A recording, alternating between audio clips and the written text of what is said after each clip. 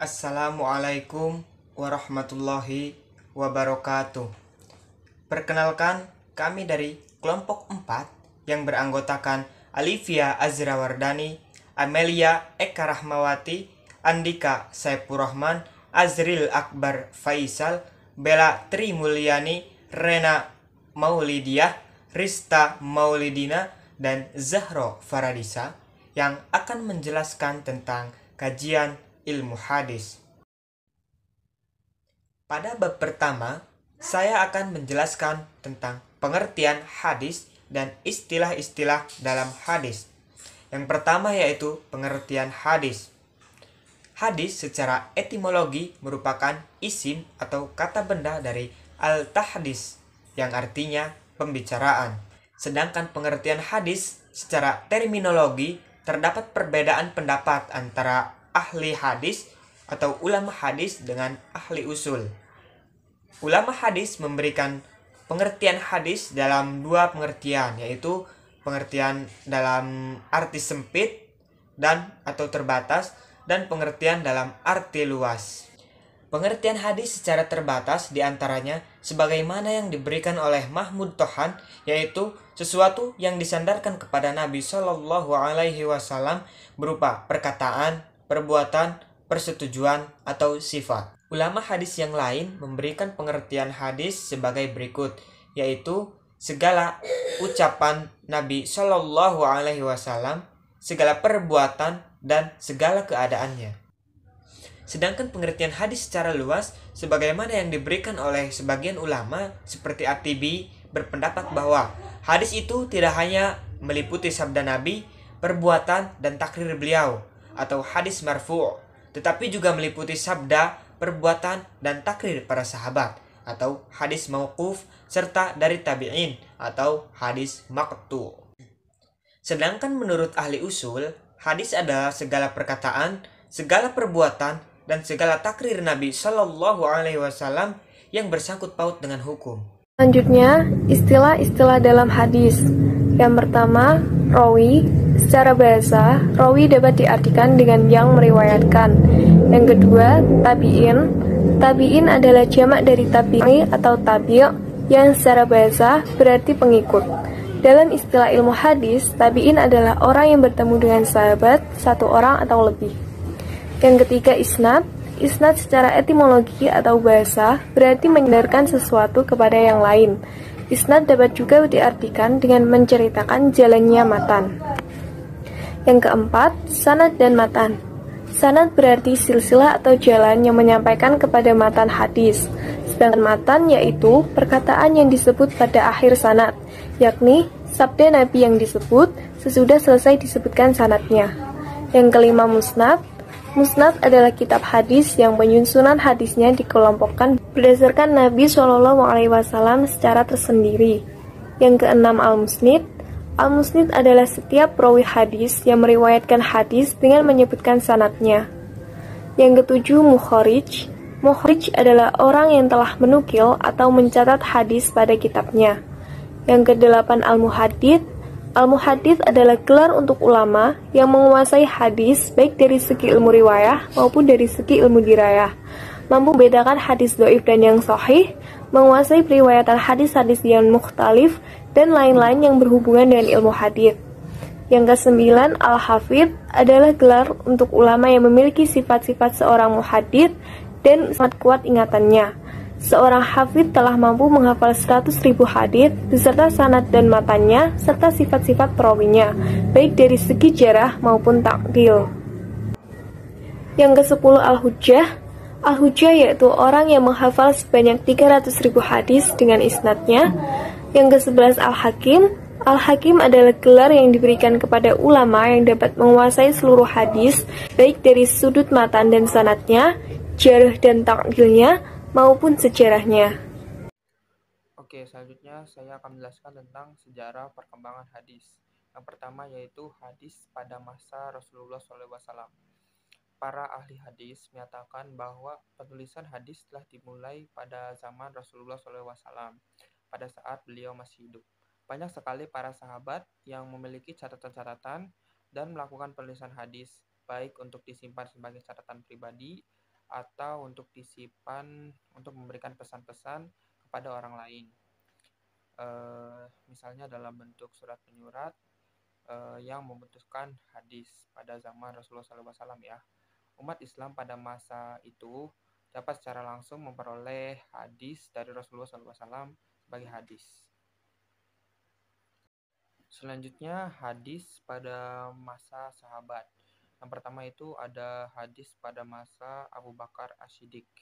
Abu Bakar As-Siddiq mengambil kebijakan memperketat periwayatan hadis agar tidak disalahgunakan oleh orang-orang yang munafik. Sikap ketat dan kehati-hatian Abu Bakar ditunjukkan dengan tindakan konkret, yakni membakar catatan hadis yang beliau miliki. Tindakan Abu Bakar ini tersebut dilatar belakangi karena kekhawatiran beliau berbuat salah dalam meriwayatkan hadis. Abu Bakar juga tidak serta-merta menerima begitu saja hadis atau suatu riwayat sebelum diteliti dahulu riwayatnya. Selanjutnya yang kedua, sejarah hadis pada masa Umar bin Khattab. Umar bin Khattab tidak mau menerima suatu riwayat apabila tidak disaksikan oleh sahabat lain. Abu Bakar dan Umar sepakat bahwa periwayatan hadis dapat diterima apabila disertai saksi atau setidaknya periwayatan berani bersumpah. Sikap kehati-hatian ini seolah-olah melarang sahabat lain untuk memperbanyak periwayatan hadis. Selain kaum muslimin juga harus berhati-hati dalam meriwayatkan hadis, juga supaya perhatian mereka terhadap Al-Quran tidak terganggu. Selanjutnya yang ketiga ada sejarah hadis pada masa Utsman bin Affan. Sikap kehati-hatian Utsman ini dapat dilihat misalnya pada saat beliau berkhutbah, di mana beliau meminta kepada para sahabat untuk tidak banyak meriwayatkan hadis yang mereka tidak pernah dengar hadis tersebut pada masa Abu Bakar atau pada masa Umar bin Khattab. Selanjutnya yang terakhir, sejarah hadis pada masa Ali bin Abi Thalib. Ali bin Abi Thalib berhati-hati dalam meriwayatkan hadis, bahkan beliau baru saja bersedia menerima suatu riwayat apabila periwayatan hadis tersebut mengucapkan sumpah bahwa hadis tersebut benar-benar berasal dari Nabi Muhammad SAW. Ali bin Abi Thalib termasuk sahabat yang cukup banyak meriwayatkan hadis Nabi. Hadis yang beliau riwayatkan selain bentuk lisan juga dalam bentuk tulisan. Sejarah perkembangan hadis di masa tabi'in. Tabi'in sendiri adalah para murid sahabat yang juga banyak mengoleksi hadis-hadis Nabi. Bahkan pengoleksiannya sudah mulai disusun dalam sebuah kitab yang beraturan. Di masa tabi'in sendiri, para sahabat ahli hadis telah menyebar ke berbagai wilayah negara Islam. Masa ini dikenal sebagai masa penyebaran periwayatan hadis. Metode yang dilakukan para tabi'in dalam mengoleksi dan mencatat hadis yaitu melalui pertemuan-pertemuan dengan para sahabat. Selanjutnya, mereka mencatat apa yang telah didapat dari pertemuan tersebut. Lalu selanjutnya ada hadis pada masa kodifikasi dan sesudahnya. Kodifikasi hadis adalah pembukuan hadis secara resmi yang diabadikan dalam bentuk tulisan atas perintah seorang pemimpin kepala negara dengan melibatkan orang-orang yang mempunyai keahlian di bidangnya. Tidak seperti kodifikasi yang terjadi pada masa Rasulullah SAW yang dilakukan secara individu atau untuk kepentingan pribadi. Usaha ini mulai direalisasikan pada masa pemerintah Khalifah Umar bin Abdul Aziz, yaitu Khalifah ke-8 Bani Umayyah. Kedudukan hadis dalam Islam. Seluruh umat Islam telah sepakat bahwa hadis merupakan salah satu sumber ajaran Islam. Hadis menepati kedudukan setelah Al-Quran. Keharusan mengikuti hadis bagi umat Islam baik berupa perintah maupun larangan sama halnya dengan kewajiban mengikuti Al-Quran. Jadi, al-hadis dipandang dari segi keberadaannya wajib diamalkan dan sumbernya dari wahyu sederajat dengan Al-Quran. Ia berada pada posisi setelah Al-Quran dilihat dari kekuatannya. Fungsi hadis terhadap Al-Quran. Yang pertama, bayan at-takrir. Bayan at-takrir disebut juga bayan at-takkid dan bayan al-isbat. Yang dimaksud dengan bayan ini adalah menetapkan dan memperkuat apa yang telah diterangkan di dalam Al-Quran. Fungsi hadis dalam hal ini hanya memperkokoh isi kandungan Al-Quran. Yang kedua, bayan at-tafsir. Bayan at-tafsir adalah penjelasan hadis terhadap ayat-ayat yang memerlukan perincian atau penjelasan lebih lanjut. Maka fungsi hadis dalam hal ini memberikan perincian atau tafsir dan penafsiran terhadap ayat-ayat yang masih mutlak dan memberikan taksis terhadap ayat-ayat yang masih umum. Fungsi yang ketiga, Quran at-Tashri, Yang dimaksud dengan bayan at-tasyrih di sini ialah penjelasan hadis yang berupa mewujudkan, mengadakan atau menetapkan suatu hukum atau aturan-aturan syara yang tidak didapati dalam Al-Quran. Fungsi yang keempat, bayan an-nasah. Menurut ulama mutaqaddimin, bahwa yang disebut bayan an-nasah ialah adanya dalil syara yang datangnya kemudian. Selanjutnya, perbedaan hadis nabawi, hadis qudsi, dan Al-Quran. Yang pertama, hadis nabawi redaksi dan maknanya dari Nabi, hadis qudsi redaksi dari Nabi dan maknanya dari Allah Subhanahu wa taala, sedangkan Al-Quran redaksi dan maknanya dari Allah Subhanahu wa taala. Yang kedua, hadis nabawi berasal dari lihat Nabi dengan panduan wahyu, hadis qudsi disampaikan melalui ilham atau mimpi, dan Al-Quran diwahyukan Allah melalui malaikat Jibril. Yang ketiga, hadis nabawi dan hadis qudsi periwayatannya boleh dengan maknanya saja, sedangkan Al-Quran periwayatan harus dengan makna dan lafaz. Keempat, hadis nabawi dan hadis qudsi umumnya diriwayatkan secara ahad, sedangkan Al-Quran seluruh periwayatannya mutawatir. Yang kelima, hadis nabawi dan hadis qudsi bukan merupakan mukjizat Nabi, sedangkan Al-Quran merupakan mukjizat Nabi. Yang keenam, hadis nabawi dan hadis qudsi membacanya bukan merupakan ibadah, sedangkan Al-Quran membacanya termasuk ibadah. Dan yang terakhir, hadis nabawi dan hadis qudsi bukan merupakan bacaan sholat, sedangkan Al-Quran merupakan bacaan sholat. Pembagian hadis berdasarkan jumlah perawinya. Yang pertama, hadis mutawatir. Menurut bahasa, mutawatir berasal dari bahasa Arab tawatara yang berarti berturut-turut atau sesuatu yang datang secara beriringan tanpa disela antara satu dengan lainnya. Menurut istilah, hadis yang diriwayatkan oleh sejumlah rawi, baik terdiri dari satu tabakoh atau tingkatan atau lebih, yang menurut adat mustahil mereka bersepakat untuk berdusta, dan hadis tersebut merupakan tanggapan dari panca indera mereka sendiri. Hadis mutawatir dibagi menjadi dua macam, yaitu hadis mutawatir lafzi, yaitu hadis yang diriwayatkan oleh banyak rawi dengan susunan redaksi dan makna yang sama. Contoh hadis mutawatir lafzi adalah sebagai berikut. Barang siapa yang membuat kebohongan dengan mengatasnamakan aku secara sengaja, maka hendaklah ia menempati tempatnya di dalam neraka. Yang kedua, hadis mutawatir maknawi, yaitu hadis yang para rawinya berlainan susunan redaksinya dan maknanya, tetapi pengertian globalnya adalah sama. Contoh hadis mutawatir maknawi adalah hadis tentang mengangkat tangan ketika berdoa. Ada banyak sekali hadis-hadis yang menjelaskan mengenai mengangkat tangan ketika berdoa, baik ketika sholat istiqo dalam berkhutbah, ketika kunut, ketika melempar jumrah, ketika wukuf di Arafah, dan lainnya. Hadis-hadis yang tergolong mutawatir adalah hadis-hadis yang pasti berasal dari Rasulullah Shallallahu Alaihi Wasallam. Kepastiannya bisa diperkirakan hampir mencapai 100%. Dengan demikian, kedudukan hadis mutawatir sangatlah mulia dan tinggi sebagai sumber hukum, pedoman, dasar, dalil, dan hujah yang harus dipegang, bahkan sangat jauh bila dibandingkan dengan hadis ahad. Yang kedua ada hadis ahad. Pengertian hadis ahad. Para ulama ahli hadis menjelaskan bahwa hadis ahad merupakan hadis yang tidak mencapai derajat hadis mutawatir, meskipun rawinya ada 1, 2, 3, dan seterusnya. Adapun pembagian hadis ahad maka dibagi menjadi 3 bagian, yaitu yang pertama hadis masyhur.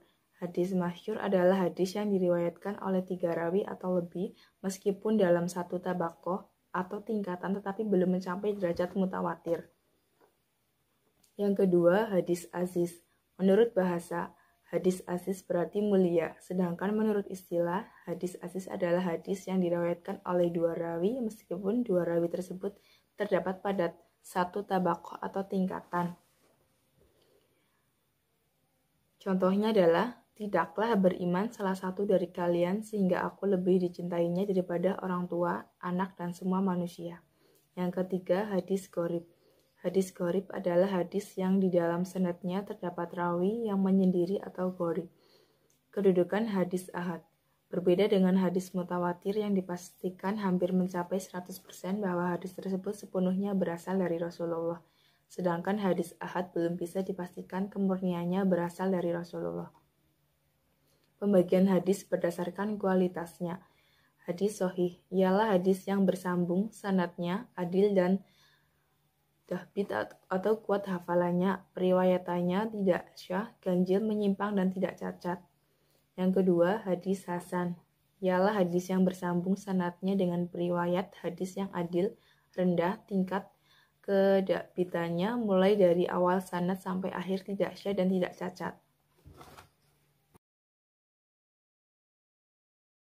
Saya lanjutkan terkait hadis dhaif sendiri.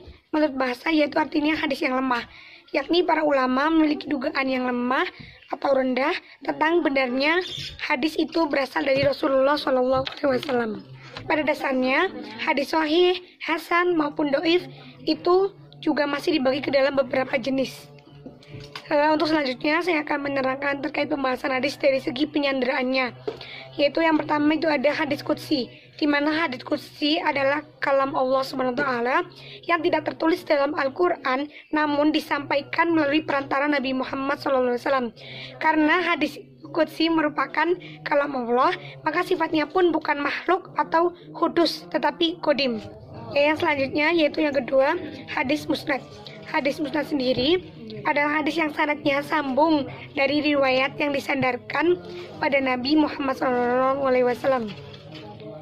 Seperti contoh hadis yang diriwayatkan dari Imam Malik. Sedangkan Imam Al-Khatib Al-Baghdadi berpendapat bahwa hadis musnad adalah hadis yang sanadnya sambung dari Rasulullah, baik dari awal rawi sampai akhir rawinya. Kebanyakan hadis musnad digunakan pada hadis yang datang dari Rasulullah SAW saja, tetapi tidak pada selain beliau, baik sahabat maupun tabi'in. Yang ketiga yaitu hadis marfu, di mana hadis ini adalah hadis yang disandarkan dari Nabi SAW, baik perkataan, perbuatan, ketetapan, hakikat sifat maupun hukum, baik hadis itu sambung sanadnya atau tidak, baik diriwayatkan dari sahabat, tabi'in atau selainnya. Hadis marfu sendiri itu juga diklasifikasikan menjadi dua bagian, yaitu diantaranya marfu qauli hakiki dan marfu qauli hukmi. Ada juga marfu fi'li hakiki dan ada juga marfu fi'li hukmi. Selain itu, ada juga marfu takriri hakiki dan marfu takriri hukmi. Yaitu ada hadis mauquf, yang dimana hadis mauquf adalah hadis yang disandarkan dari sahabat, baik perkataan, perbuatan, dan ketetapannya, baik sanadnya sambung atau tidak sambung, dengan syarat tidak ada tanda-tanda marfu. Jika hadis tersebut terdapat tanda-tanda marfu, maka akan dihukumi hadis marfu. Yaitu hadis maktu.